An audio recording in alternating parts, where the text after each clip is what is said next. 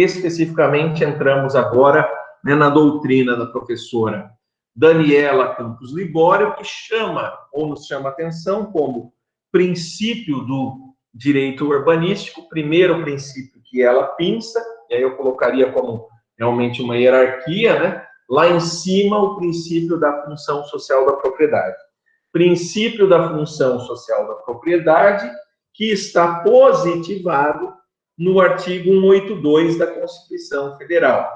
Como vocês sabem, o artigo 182 da Constituição Federal, capítulo 2º, prevê, né, o título da política urbana, prevê justamente, né, esta função social da cidade. Em que sentido? O seguinte, né, no caput, com a seguinte redação: a política de desenvolvimento urbano executada pelo poder público municipal, conforme diretrizes gerais fixadas em lei, tem por objetivo ordenar o pleno desenvolvimento das funções sociais da cidade e garantir o bem-estar de seus habitantes. Então, função social da cidade, aí no plural, funções sociais da cidade, ressaltada expressamente no texto do artigo 182 caput da Constituição Federal. E aí a professora Daniela Campos Libório nos explica: entendemos essa expressão consagrada no texto constitucional, no artigo 182, como a síntese suprema do direito urbanístico. Ela resume a finalidade pública última das atividades urbanísticas, quer sejam públicas, quer sejam privadas. Traduz, em sua essência, a vocação do coletivo sobre o particular, dá respaldo e sustenta o princípio da função social da propriedade. Por isso que, mais que a propriedade, a cidade deve existir e servir a seus habitantes. A ideia, portanto, aí ressaltada, né, em grande medida pela professora, é de que a cidade como um todo, como espaço coletivo em que a vida se desenvolve, né, a cidade tem uma função para a sociedade como um todo, por isso função social da cidade. Então, a própria cidade como um todo, né, no sentido aí de uma previsão constitucional da própria razão de existir desse ramo do direito urbanístico, ramo esse que vai a partir, né, do reconhecimento de uma política urbana, a partir do reconhecimento do Estado como indutor e condutor desta política urbana ou urbanística, tanto faz, tá? Você pode usar os dois termos, ou desta política urbanística, justamente aí coordenando os esforços, coordenando, dirigindo, planejando, né? Enfim, conduzindo, né, a política urbanística, a urbanização, se pensando na cidade como com a sua função para a sociedade como um todo, de ser o locus, o local, né, adequado, cada vez melhor para que nós, né, desenvolvamos as nossas vidas, né? E aí, portanto, ressaltado pela professora como a própria razão de existir do direito urbanístico, esse artigo 182, se pensando, né, na cidade com a sua função social, cidade como um todo na sua função social. Né? Ressalto aqui, acabei de ler o artigo aqui na minha Constituição, aqui está recortado ele no slide, né? E aí o que eu posso pensar dele é o seguinte: primeira ideia, a existência sempre de uma política de desenvolvimento urbano. Ou seja, né, a partir do artigo 182, caput, você vai aí visualizar claramente, né, o papel do Estado no estabelecimento, na condução, planejamento, né, de uma política de desenvolvimento urbano. É aquela ideia de desenvolvimento que já abordei na aula anterior mesmo, né, como processo político, social, econômico, né, para a melhoria, né, da vida das pessoas. E aí, então, o desenvolvimento urbano, né, o objetivo aí de ordenar o pleno desenvolvimento das funções sociais da cidade e garantir o bem-estar dos seus habitantes. Então, a cidade deve servir à sociedade que, sendo isso, né, o resumo, a própria razão de ser, a própria síntese do direito urbanístico. A cidade deve servir à sociedade, tá? Numa frase, é essa a ideia. Ainda que reproduzindo, né, o nosso artigo 82, né, você tem já um recorte aqui, não só do caput, mas também do parágrafo 2º e do parágrafo 4º. No parágrafo 2º, nós temos aí a seguinte previsão: a propriedade urbana cumpre sua função social quando atende às exigências fundamentais de ordenação da cidade expressas no plano diretor. O que o nosso legislador constitucional está nos dizendo? Olha, é o plano diretor, a lei geral, que vai nos apresentar qual é a função social e como que a propriedade urbana vai atender essa função social. Continuando, no parágrafo 4º do mesmo artigo 182, nós temos outra previsão. É facultado ao poder público municipal, ou seja, é titularidade, é responsabilidade do município, mediante lei específica para a área incluída no plano diretor, exigir nos termos da lei ao proprietário do solo urbano não edificado, subutilizado ou não utilizado, que promova seu adequado aproveitamento, sob pena sucessivamente de. Então vejam só, no parágrafo 4º, o nosso legislador constitucional está nos apresentando um dever geral, né? E dizendo, olha, o poder público municipal, o município, vai ter na lei previsto, né, esse dever geral de que o proprietário do solo urbano deve edificar nesse solo, né? Então, não edificado, deve utilizar, ou seja, não deve deixá-lo subutilizado, né, ou não utilizado. Então, é o dever de edificação e utilização do solo urbano, né, da propriedade urbana. Por quê? Utilização conforme a legislação ambiental, conforme a legislação urbanística, posso chamar também de ambiental, né, urbanística, mas a legislação urbanística local. Então, a obrigação, o dever, por exemplo, de não deixar ali as suas áreas do vazio urbano meramente como especulativas. Então, o fio condutor, né, da função social da propriedade, do próprio direito urbanístico, é estimular, né, induzir, conduzir, né, o proprietário de uma área urbana a utilizá-la adequadamente conforme as leis urbanísticas. Ou seja, se ela está utilizada ou subutilizada, que ele a utilize conforme as finalidades previstas na lei urbanística e, efetivamente, construa, né, edifique sobre esta propriedade, aí, então, cumprindo as funções, a função social da propriedade e as funções da cidade. E aí, quais os instrumentos que já nos indica o legislador constitucional para obrigar, para forçar com que esse nosso proprietário de área na zona urbana dê a devida, a adequada, né, utilização a esta área urbana, né? Terceiro, primeiro, parcelamento ou edificação compulsórios, ou seja, a lei local poderá determinar compulsoriamente, obrigatoriamente, que ele parcele, que ele reparta o solo urbano, a área, gleba de terra que tem em zona urbana, ou edifique, ou construa sobre ela. É compulsório e obrigatório.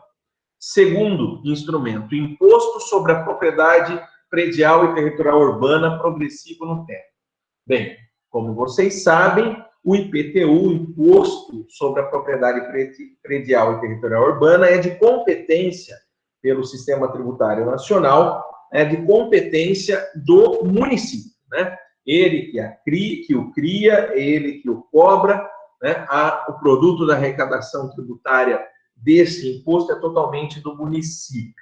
E vai fazê-lo, né, de forma progressiva no tempo, ou seja, a alíquota desse município, desse imposto será aumentada no tempo, caso, né, persista esse comportamento do dono daquele terreno não edificado, daquela propriedade não parcelada, persista essa conduta de contrariedade à função social da propriedade, portanto, função social da cidade, de tal forma que ele fique desestimulado a descumprir a função social, cada vez mais, né, sendo obrigado cada vez mais a pagar um imposto maior, a sofrer uma tributação maior. Portanto, aí claramente, aqueles e aquelas que gostam de estudar o direito tributário, né, uma função extra fiscal, né, assim chamada pelos tributaristas, uma função extra fiscal da tributação pelo IPTU, né, o IPTU utilizado como instrumento no tempo, né, sendo aí cobrado em montante cada vez maior do proprietário de área urbana para que ele dê a devida, adequada utilização à propriedade urbana.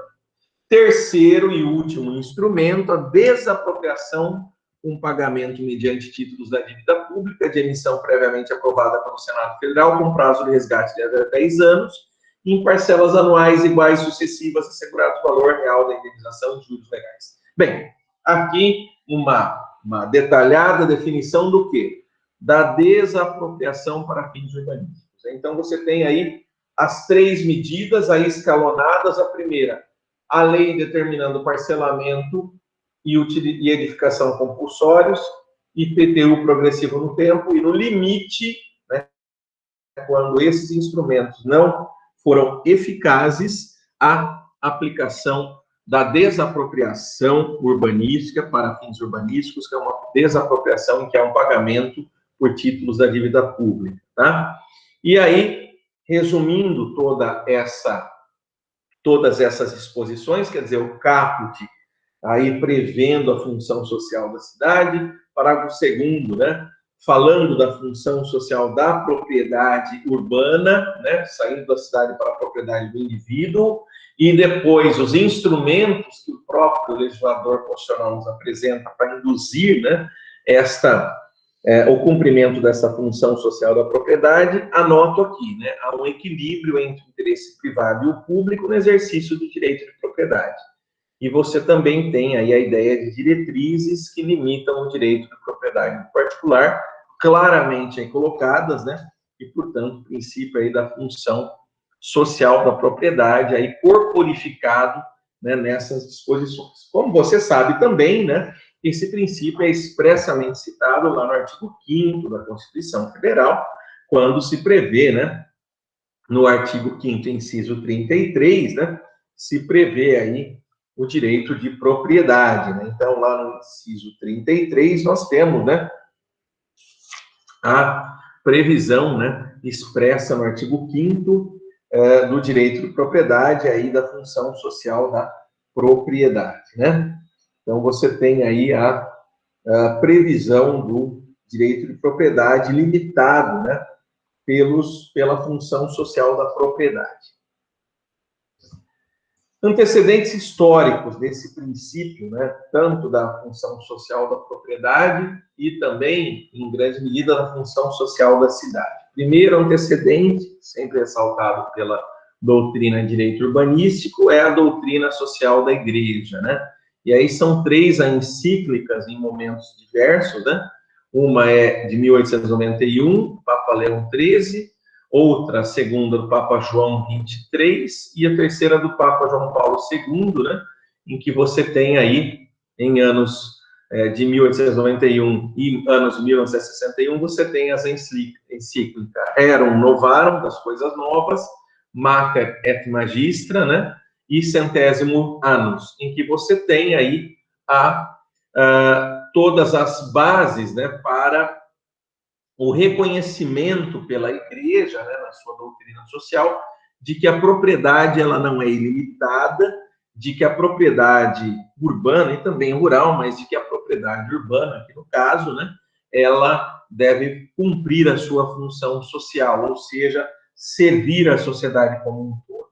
Também temos aí, né, na doutrina do professor Leon Deguy, né, nas conferências na Argentina, em 1911, as transformações do direito de propriedade, etc., né? Eu recortei aí sem querer o título da obra, né?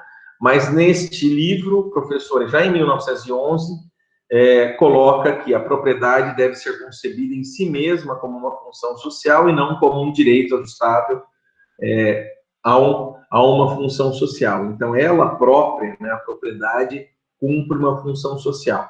E aí, na Constituição de Weimar, como vocês sabem, né, Constituição de 1919, artigo 153, né, que é a base do chamado constitucionalismo social. Temos também aí uma disposição expressa: a propriedade obriga, seu uso deve servir também ao bem-estar geral. Então, você tem aí previsão, né, na Constituição da Alemanha de Weimar de 1919, né, antecedente histórico importante da construção da ideia da função social da propriedade.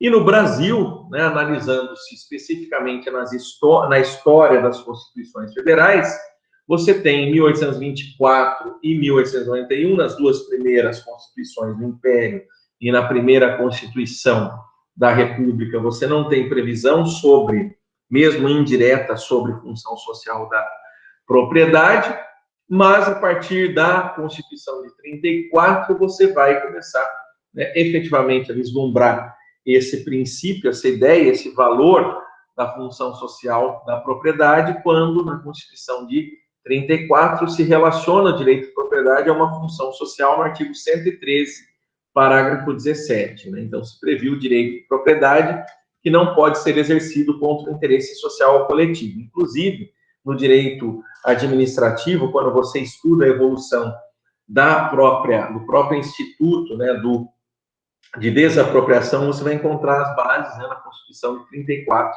partir dela, né, esta disposição constitucional, aí, com base também da desapropriação. Constituição de 46, também democrática, né, implícita, né, na medida em que serviu de base para a desapropriação por interesse social, que depois vem em 62 a lei específica, né, da desapropriação por interesse social, e na Constituição de 67 também se explicita a função social como princípio da ordem econômica e social, no artigo 160, inciso 3º, convivendo com a propriedade privada, no artigo 153, parágrafo 22. E, finalmente, a Constituição que mais fortemente, né, carrega figuras fortes, né, no seu texto essa função social, prevendo aí no capítulo específico da política urbana e também, né, lá no artigo 5º, incisos 22, né, cumprindo a função social no inciso 23, né, e também como princípio da ordem econômica no artigo 170, inciso 3º, tá? Eu acredito que aqui